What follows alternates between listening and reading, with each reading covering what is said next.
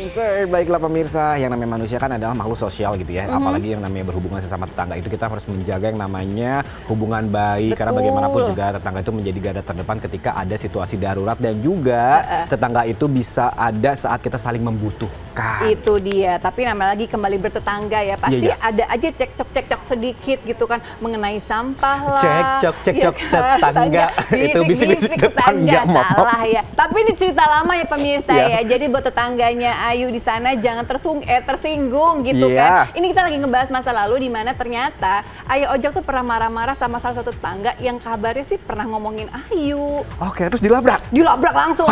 Kita lihat beritanya yuk. Itu dia, kayak gitu. Gimana? Apa maksudnya? Takut. Ungkapan omongan tetangga lebih daripada omongan ternyata pernah dialami oleh Ayu Ting Ting loh pemirsa. Bahkan omongan yang pedas alias bisa melukai perasaan ternyata dirasakan oleh ayah tercinta Abdul Rozak. Kejadian ini berawal ketika Ayu Ting Ting baru saja meniti karir sebagai penyanyi dangdut dan perlahan mulai dikenal masyarakat luas. Saat itu Ayu sempat mendapat nyinyiran sebagai seseorang yang sudah sombong karena sudah mulai populer di dunia entertainment. Awal ya pasti ada lah. Tetangga? Ada jadi ntar viral lagi nih jadinya. Gak apa-apa kan Emang cerita. itu kita cari kawanan. Iya. Gil boleh cerita nggak ini? Tapi di skip namanya. Iya, nggak usah pakai nama. Iya, nggak usah pakai nama. Jadi, Inisial. ya pokoknya ada dah. Iya. Jadi dia ngomongin. Biasa ngomongin ayah ibu tetangga gitu biasa. Tapi tetangga jauh sih. Cuma yang apa namanya?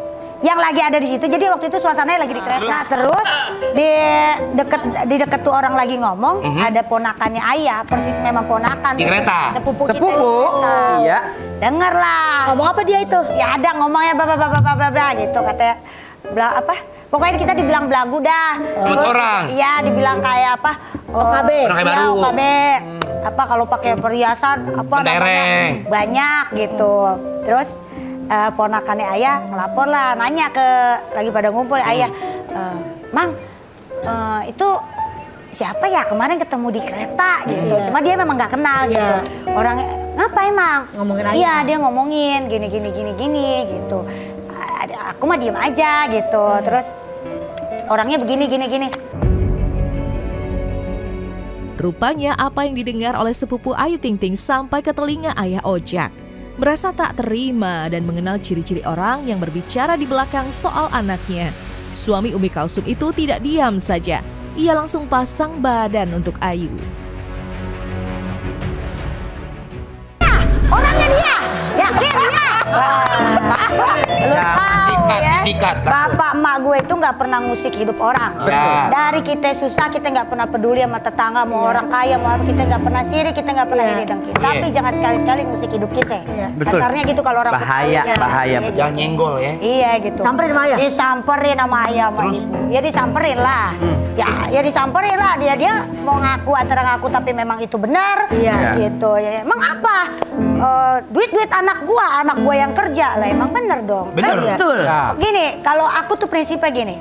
Kalau orang tua aku emang dari dulu seneng yang namanya investasi kayak perhiasan dan Bener, lain-lain. itu mah semua orang tua begitu teh. Semuanya emang begitu modelannya. Gue mau duit berapa banyak, gue mau makin emak gue sampai emak gue bongkok. Iya. Nah, kalau orang Betawi lah kita pakai duit kita bener. Duit kita halal apalagi. Apa emang kita nyenengin orang tua? Bener. Ibaratnya mau kata kapal gerek gue ditanggung. Iya. Kapal gerek mungkin. Dari cerita masa lalu Ayu Ting Ting perihal bertetangga, pelantun lagu Alamat Palsu ini memaknai bahwa sebagai orang yang tinggal di lingkungan yang dikelilingi oleh tetangga, ada baiknya kita selalu menjaga hubungan atau komunikasi yang baik dengan warga sekitar tempat kita tinggal. Sebagai seseorang yang tinggal berpuluh-puluh tahun di salah satu wilayah Depok, Jawa Barat, Ibu Bilkis itu merasa tetangga adalah salah satu orang terdekat selain keluarga yang akan membantu kita jika sewaktu-waktu kita membutuhkan mereka. Namanya hidup bertetangga pasti kan ada aja tuh, tetangga mah macam-macam kan. Iya. Tipe orangnya kayak gimana. Tapi kan tergantung kita gitu. Maksudnya kalau kita bisa apa ya, bisa dekat, bisa menyampaikan semuanya dengan baik. Pasti kan semuanya sama-sama saling nggak enak gitu. Misalnya kayak kita mau ada acara bikin tenda di jalan gitu, kalian gitu kan, kalau bertetangga ya kita mah sebaik-baik mungkin lah kalau bisa jaga hubungan baik sama tetangga. Karena kalau ada apa-apa pasti pertama bantu adalah tetangga. Dan kebetulan daerah rumah Bu Ayu tuh masih rata-rata saudara keluarga besar semua. Jadi sebenarnya itu saudara semua? Iya, maksudnya saudara jauh lah. Rata udah kayak keluarga itu. Jadi kalau ada acara apa-apa, entah itu mereka, entah itu kita, kayak misalnya minjem jalanan nih, tenda apa, memang apa. Tapi kalau mobil kita mau lewat, kita kasih tahu gitu dari sebelum. Besok tapi jam segini mobil kita lewat ya, boleh nggak? Kalau nggak bisa, berarti kita udah taruh mobil di depan nih. Gitu. Komunikasi yang paling penting. Betul. Makanya ngomong. Aku pernah tahu waktu itu punya tetangga. Jangan sombong sama tetangga. Jangan apa? Jangan sombong sama tetangga. Kalau lu ada apa-apa, kalau bukan tetangga, siapa yang nolongin kan? Bener, tetangga. Kalau nggak punya saudara dekat. Tidak hanya Ayu Ting Ting yang pernah memiliki cerita tentang lika-liku bertetangga. Beberapa publik figur berikut ini juga pernah memiliki cerita yang kurang baik dengan tetangga di kediaman mereka. Siapa saja mereka? Berikut informasinya untuk Anda. Komika Arafah Rianti November 2024 lalu sempat menghebohkan dunia maya ketika dirinya sempat mengunggah keluhan terkait kendaraan pribadinya yang sempat menghalangi jalan masuk dan membuat warga harus mendatangi rumahnya. Meski masalah ini sudah selesai, namun saat itu Arafah sempat jadi bulan-bulanan warganet karena dinilai langsung memunculkan masalah ini lewat lini massa, di mana dirinya memiliki banyak pengikut saat itu. Salah komunikasi doang, jadi kayak sebenarnya aman banget. Aku juga kayak dari merekanya juga ngomong baik-baik juga pas kemarin. Jadi kayak bener enak banget lah, kayak tetangga kan sebenarnya keluarga kita juga ya yang dekat banget sama kita. Jadi kayak kemarin tuh ya karena gimana sih, panas ketemu panas jadinya ya api banget gitu. Jadinya kayak itu udah aman banget. Presenter sekaligus istri Regida Tau, Ayu Dewi, juga sempat berselisih sedikit perihal protes tetangga yang kala itu kecewa dengan kelakuan para tukang yang sedang merenovasi rumah ibu 3 anak itu. Kejadian itu terjadi sekitar Maret 2024 lalu saat bulan suci Ramadan berlangsung.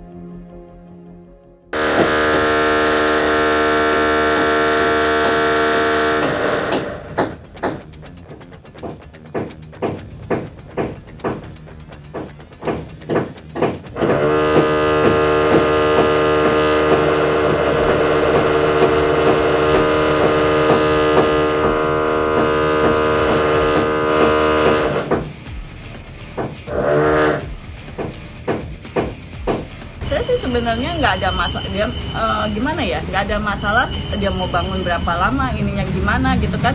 Kalau masalah bising ya udah sekian lama cerita gini, toh juga mama saya juga udah saya backupnya dengan apa, kamarnya saya bikinin pakai peredam yang cukup tebal, tapi itu pun juga sebenarnya sampai sekarang ya kedengaran tapi nggak terlalu keras gitu kan. Saya cuma waktu itu kagetnya, kebayang nggak? Berapa kali sebenarnya tukangnya tuh lompat-lompat. Kita selalu bilangin jangan masuk ke pekarangan saya karena ini pekarangan saya gitu, bukan miliknya majikan kamu atau itu, silakan naik. Mereka masih naik. Terus kadang pasang sesuatu yang di wilayahnya saya angkat atau saya buang. Saya bilang gitu kan. Itu udah berapa kali.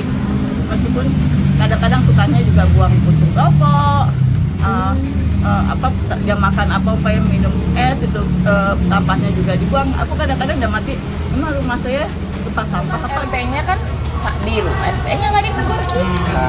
Jadi kalau aku mah adil-adil aja, kalau ada yang misalnya merasa terganggu, silakan telepon ke RT, RT-nya akan tegur kita gitu kan. Susunan aparatur pejabat daerah, pejabat negara kan begitu kan.